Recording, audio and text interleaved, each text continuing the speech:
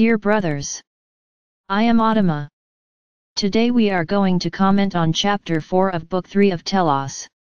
In this chapter Aurelia opens her heart about so many doubts that she still felt in her heart. I'm not going to comment on Aurelia's doubts here. The goal is to remind each of you to look within yourself. You were accustomed, guided and led to create routines for survival, to remain in this dimension. You have to wake up, get ready, work, take care of the house, take care of the children, take care of the family. Nothing can go wrong. Nothing can have a defect. Some of you take these routines lightly, but many give themselves to them as a life goal, and if something goes wrong, it becomes eternal despair. They even break their own balance. I would like each of you to look at your heart and ask a single question: am I doing this task on automatic, or am I doing it because my heart asks? I believe many of you are already answering, we do it automatically. And why does it need to be like this? Why does it need to be something to be repeated line by line, daily? Why? Why did someone teach you? Why did someone impose it on you? Why did society want it that way? So I ask a new question again, and what does your heart say? And I will answer for you. Most of you will answer that the heart has nothing to do with it. And when you hear him, he is very upset. What is ascension to the fifth dimension? It's freeing yourself from ties. Free yourself from beliefs. Free yourself from routines. Free yourself from standards. The ego loves patterns, it loves never broken routines. And why? Because it's comfortable for him. He knows the beginning, middle, and end of that process. So he's satisfied, he doesn't mind. If you break a routine, break a pattern, the ego gets lost, and then it starts to get into your mind, you won't make it. This path is not the right one. Why did you change? It will be worse, it will not be better, and you end up believing it, because he screams so much that you stop trying to change. So I launch a challenge here for each of you. Change your routines, break your patterns. Inside your homes, you are in charge. I also understand that there are partners who do not agree, who do not accept, who need to continue the standards. Then you will have a second task to do: change, break your patterns, but do not provoke the anger of those around you. You will have to learn to go slowly, but keep changing. The answers are very interesting. I can't change jobs. I can't change my family. I can't change who I have around me. And I answer, why can't you change jobs? Did you search with your heart for something better for you, or are you just trapped by finances?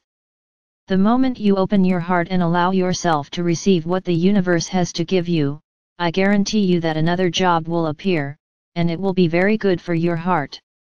You can't change your family. And I ask him, why not? Do you prefer to carry disharmony and imbalance, because you need to maintain a family, or who knows, maybe you can change and start to love this family even more? Everything is rules. Everything is patterns. In which you were taught that you need to live together at any cost, even bringing suffering and disharmony. Who is it good for? It's not good for anyone. Understand, you really can't change who is around you, because everyone has their own trajectory and has their own personal ego, but I guarantee you, that if you change, it may even bother you at first, but you will be doing what your heart asks for. And if those people don't accept your change, it's something you need to think about. You can't try to change people, but you can be an example to people.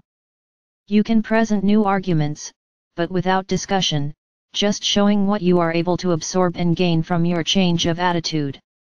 Each of you is part of the whole. A drop does not just reach the place where it falls, it spreads, it causes a movement. So be a drop. Start listening to your heart. Get out of the rules. Get out of the patterns. Of course, within the world you live in, there are some rules that cannot be broken. So let only those who can block you. Just these. The ones you can't go against. These are the rules of your world. So these you don't have much of a choice. Now the rules imposed by society, by customs, by habits, are good for who? For those who created you, to always keep you inside the cocoons, so that you never stick your head outside. Because on the outside you have freedom, you have love, and you have the happiness of listening to your heart, not what is imposed on you. Don't confuse freedom with mess or disorder. Freedom is doing things without rules, without standards, and if you affirm with each repetitive task, I will break this rule, for something that is good for my heart. Memorize this phrase, and with each thing you find yourself repeating, because it is a rule, affirm these words, but affirm them from the heart. And I guarantee you that you will begin to attract new possibilities, new paths, which will certainly bring you more joy, less tiredness, less routine. My brothers, it is the heart that needs to command your paths, not the mind. The mind brought you here. The mind filled you with judgments, rules, which today no longer serve you, can no longer be part of your souls, your minds. Do you want to ascend? So start listening to your heart. Break the patterns. Break any rules that can be broken. Look at everything with love. See things on the positive side. Even in major disasters there is always a positive side. For those who are in the middle of the problem, they cannot see this positive side, because they only look at the suffering, the pain.